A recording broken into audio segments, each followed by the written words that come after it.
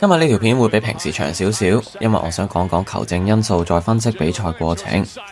Game 4絕對係好有爭議性嘅一場，雖然雷霆贏波，但係質疑黑哨嘅聲音可以話係鋪天蓋地。喺我嘅角度睇，大部分時間嘅吹罰都幾影響溜馬嘅節奏，但係入到關鍵時刻，我就覺得球證嘅判決冇太大問題。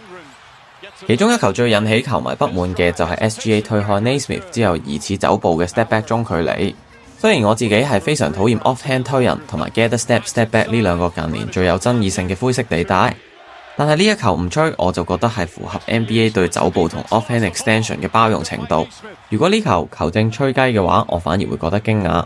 你可以怪 NBA 容許呢件事發生，亦都可以唔中意今次嘅吹罰，但係攞呢球做黑哨嘅證據就有啲唔公道。如果有興趣聽多啲有關球證判罰嘅朋友，可以留言討論啦。講返場波，今場可以話係雷霆最理想嘅劇本。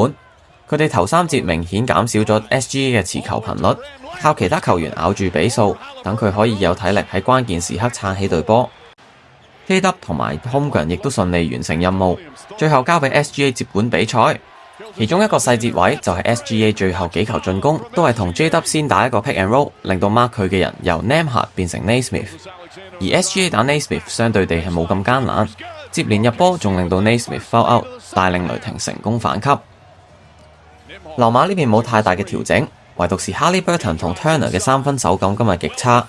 Haliburton 係因為雷霆防守選擇放佢鏟籃，重點干擾佢嘅3分，而 Turner 就純粹係突然之間冇咗手感，令到溜馬多次製造外線空檔，但係都浪費咗喺佢手上。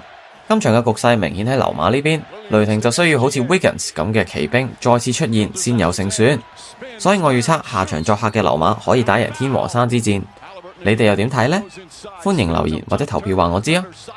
如果你睇到呢度，非常多謝你嘅支持，我哋聽日 Game 5戰報見。